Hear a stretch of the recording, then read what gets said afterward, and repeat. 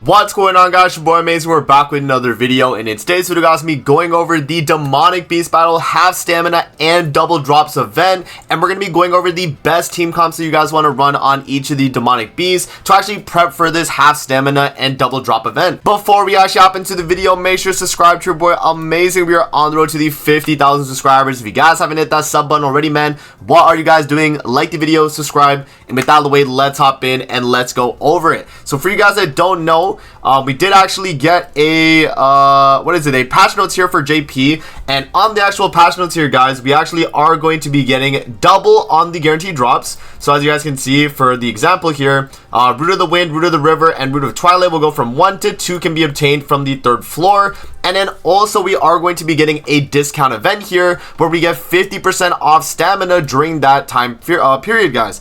And for this on global is going to be starting next week. So on JP, it says it's already going to be starting as the time I'm recording this video is the 22nd.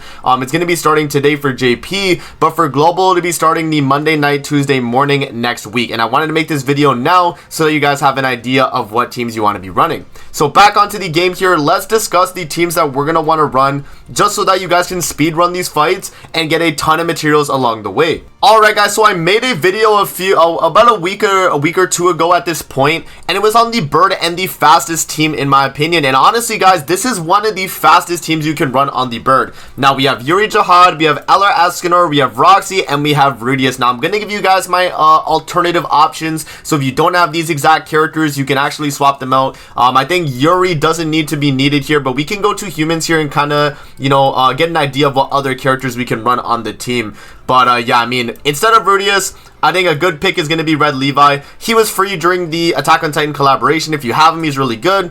Guaranteed critting on this card right here, which is Spike, is going to be doing a lot of damage. Remember that when you're running a human alongside Roxy, they're obviously going to be dealing additional damage as well. So, you know, a character like Levi can definitely be run. Instead of Yuri Jihad, let's say you don't have her, right? You can run like, I think it's the green Arthur. I think he is actually a really good option, this one right here, because he's going to increase allies damage dealt to enemies and give damage reduction. And you don't really need him to be doing damage. It's mainly about Escanor, Roxy, and Levi, and you do not need Miguelda on this team setup here, guys. It's not really needed, honestly, and I feel like just running Miguelda kind of just makes Eller Escanor worse. So you might as well just go full throttle with this team right here. And if you guys are wondering like how well this team is able to perform, check out my video on the actual the showcase for this team. I've done the Rudius Yuri team, and I think I've done this variant as well, so you guys can check the channel. I'll have the links in the description to the actual fights where I've showcased these teams. But yeah, that is going to be the bird right there. Alright, guys, now moving on to the deer. We got the exact same kind of team comp here, guys, and we're actually not running Yorm again on this setup either. We are running Rudius, Eller Escanor, Roxy, and Yuri. You guys are going to see a trend here, man. Roxy is pretty much a must-have character for all three of these for speed running,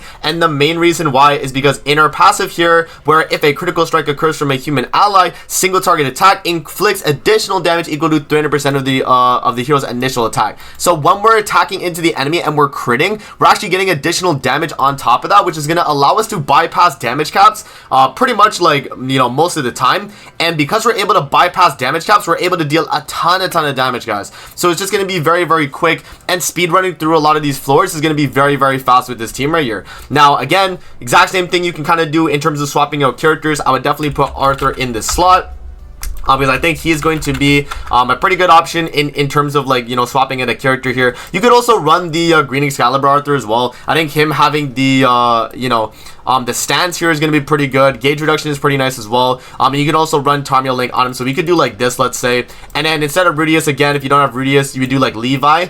I think another, in terms of red humans, though, we don't really have too many options other than that. But I think in terms of the options you do have that are available, I think, you know, running like red Levi would be really good. You could definitely run like... you know, I don't know about Red Brundle. She should probably do decent. Reinhardt would be another really good red option. I don't think you can run bomb in this content. Yeah, so not too many, but like, again, guys, like, these are going to be kind of the characters you want to be running here. And unfortunately, you know, human is the fastest team. So if you guys are thinking to speed run these demonic beast battles, you're gonna want to run the human meta. And obviously there's gonna be other teams and stuff, and if you guys you know, like, let's say you don't have any of the human characters here, you're like, oh, okay, amazing, what else can I run? Check out my demonic beast, guys, link in the description. I'll have the other teams in those videos, guys, and they'll definitely be a little bit more in depth in terms of the team comps you're going to be running. So let's move on now to Skull and Hati. Moving on to the Skull and Hati here, guys. In terms of the team comp we're going to be rocking here, we're actually going to be rocking humans again, and the main reason why is because this time we actually got Thonar alongside the team, so we actually don't have to run Rudius anymore. We can actually run LR Escanor here, we can run Roxy, and we can also run either Yuri, or you could do another DPS character. So if you don't have Yuri from the Tower of God collab, you know, again, like I think Arthur could be a really good slot here.